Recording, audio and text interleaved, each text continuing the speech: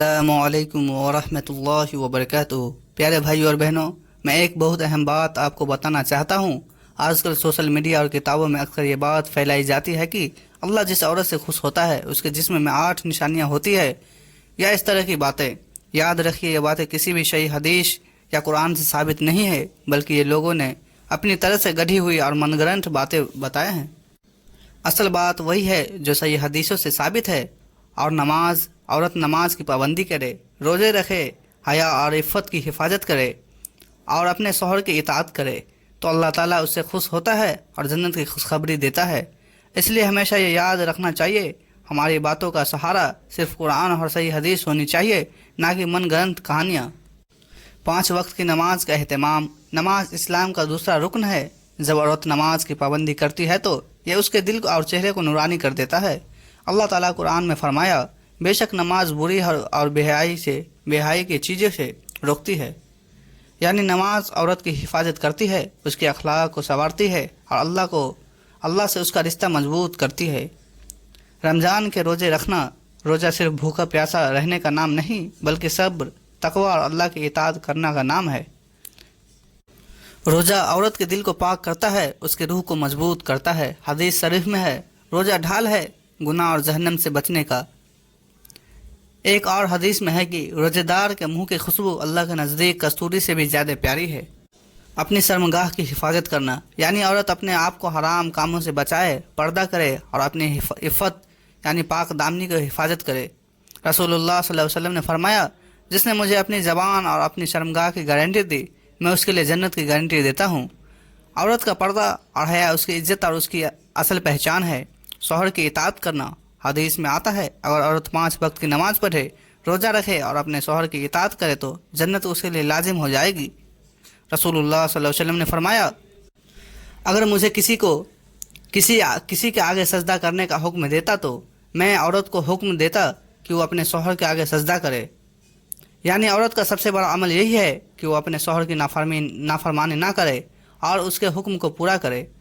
دنیا کی حقیقت، رسول اللہ صلی اللہ علیہ وسلم نے فرمایا، دنیا کو متاع یعنی فائدہ کہا۔ فائدہ یعنی وہ چیز جو کچھ وقت تک انسان کے کام آتی ہے پھر ختم ہو جاتی ہے۔ اس دنیا کی دولت، شہرت، مکان، گاڑیاں اور فانی ہے، لیکن ان میں سے سب سے بڑا فائدہ نیک بیوی ہے۔ نیک بیوی کا مقام، نیک بیوی وہ ہوتی ہے جو اللہ اور اس کے رسول صلی اللہ علیہ وسلم کی اطاعت کرتی ہے، اپنے شوہر کی حقداری کرتی ہے، بچوں کی اچھی پرورش کرتا ہے اور گھر کو جنت کا گہوارہ بنا دیتی ہے۔ ایسے عورت گھر کو برباد نہیں کرتی بلکہ اسے سنوارتی ہے۔ رسول اللہ صلی اللہ علیہ وسلم نے فرمایا، سب سے اچھا خزانہ جو ایک مومن کو مل سکتا ہے وہ نیک بیوی ہے۔ جب وہ اس کی طرف دیکھے تو خوشی دے، جب اسے حکم دے تو اس کی اطاعت کرے اور اس کی غیر موجودگی میں اس کی عزت اور مال کی حفاظت کرے۔ نیک بیوی کی خوشیاں، چہرہ نورانی اور زبان نرم ہوتی ہے، گھر کو جہنم نہیں بلکہ جنت بناتی ہے۔ نماز کی پابندی اور پردہ کرنے والی ہوتی ہے، شوہر کی حق ادا کرتی ہے، اس کی عزت کرتی ہے، بچوں کی پرورش دین کے مطابق کرتی ہے۔ نیک بیوی کی اہمیت کیوں؟ اگر شوہر دنیا بھر کی دولت بھی کما لے لیکن گھر میں بیوی نیک نہ ہو تو اس کی زندگی جہنم میں جاتی ہے، لیکن اگر شوہر غریب بھی ہو اور اس کی بیوی نیک ہو تو اس کا گھر جنت بن جاتا ہے۔ یہی وجہ ہے کہ نبی صلی اللہ علیہ وسلم نے فرمایا کہ سب سے بہترین فائدہ نیک بیوی ہے۔ نیک بیوی کے لیے جنت کی خوشخبری۔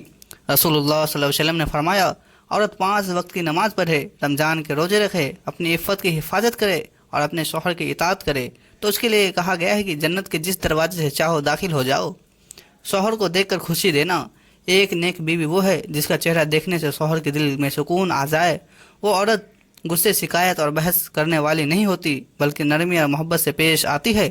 حدیث شریف میں ہے، مومن عورت وہ ہے جسے دیکھ کر شوہر کے دل کو خوشی ملے۔ سوچئے کتنا بڑا ثواب ہے کہ صرف اپنے اخلاق، مسکراہٹ اور محبت سے بیوی اپنے شوہر کے دل کو راحت پہنچا دے۔ شوہر کی اطاعت کرنا۔ رسول اللہ صلی اللہ علیہ وسلم نے عورت کے سب سے بڑے فرضوں میں سے ایک شوہر کی اطاعت کرنا بتایا ہے۔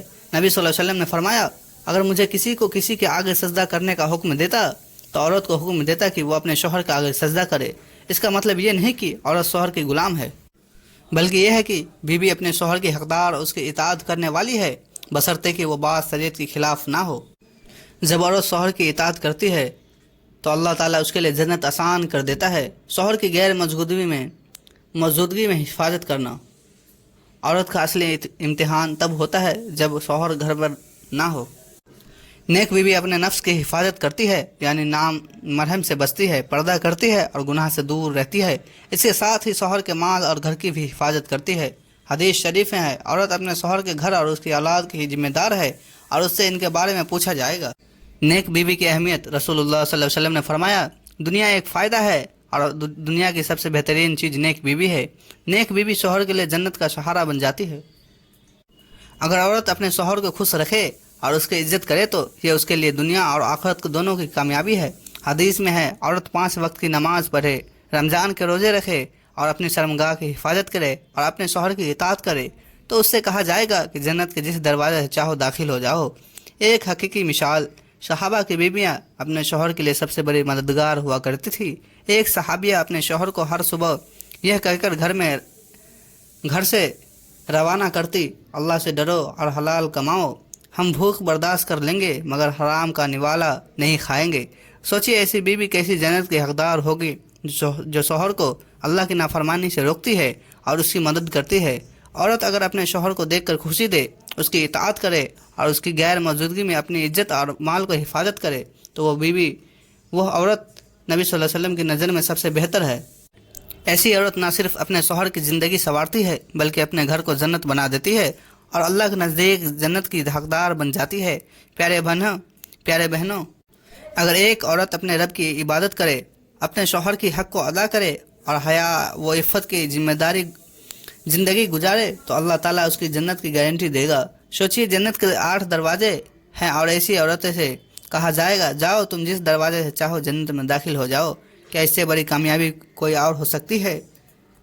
تو ملتے ہیں کل اگلی ویڈیو کے ساتھ، تب تک السلام علیکم ورحمۃ اللہ وبرکاتہ۔ خدا حافظ۔